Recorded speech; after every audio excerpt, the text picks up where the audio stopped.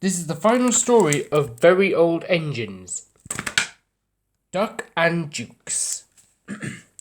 But I keep telling you, said Duck. There are no Jukes. They were fine and stately, but they've all been scrapped. Peter Sam goggled in horror. Oh, this is dreadful, he wailed. The Fin Controller said the Duke said he was coming to our cemetery to open our extension round the lake, and now he's scrapped and Scarlowy and Menace's birthday will be spoilt. Oh dear, oh dear. He bustled away with his empty coaches to tell the others this bad news. I think, said Scarlowy, the Duck was pulling your wheels. No, Scarlowy, he was quite serious. He always jokes like that, chuckled Scarlowy. But no one agreed, and they argued so loudly that the Fin Controller came to stop their noise. They told him about Duck, but he paid no attention. I've no time for this nonsense now, he snapped. There is a change in tomorrow's work. Scarlowy, you will meet the Duke at 11 instead of 10:30. And he hurried away.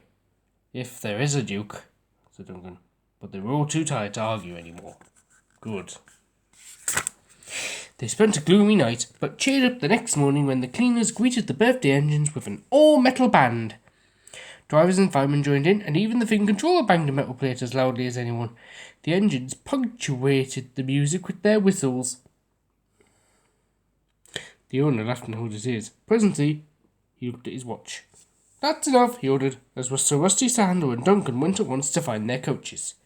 Visitors crowded the big station. They wanted to go to places along the line to watch the celebrations.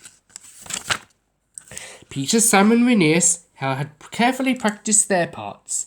The passengers in Agnes, Ruth, Lucy, Jemima and Beatrice all wore clothes of 1865.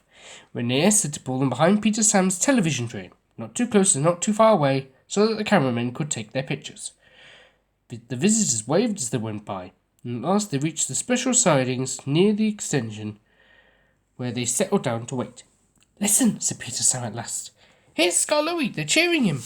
Good, answered Rheneas. Perhaps that will make up for his disappointment over the Duke.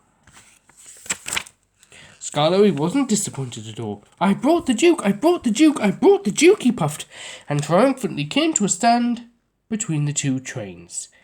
A distinguished-looking man stepped out, climbed to Scarlowy's footplate, and drove him on the new line round the lake and back again.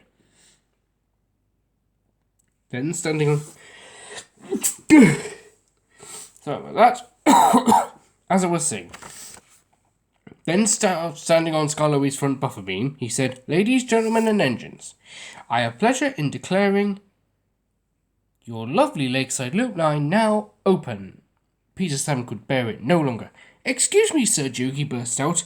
Are you real? There was shocked silence. The Duke smiled. Scarlowy said you'd been listening to Duck, he answered. Duck thinks Dukes were Great Western engines, but Dukes are really people. I am happy to assure you, Peter Sam, that I am a real live Duke. I'll give Duck Dukes, muttered Peter Sam, but he was sternly hushed. The Duke turned to the owner.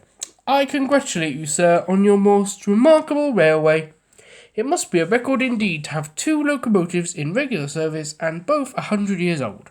Long life, then, and good running to Scarlowy and Rheneas, your famous old engines. The cheering and clapping died away. Speech! Shouted someone, and their cry was taken up. Go on, Rheneas, whispered the owner, so rather nervously the old engine began. Thank you, your grace, and everyone, for your kind wishes. You've given us both a lovely 100th birthday, but, your grace, Scarlowy and I aren't the only record engines. We've got twin brothers. Talilin and Dolgok were built at the same time as us, so they are 100 too, and they're still at work.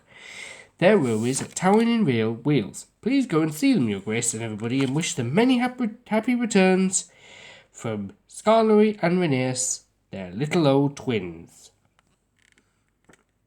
Yes, see? Amazing, isn't it? Them two are famous.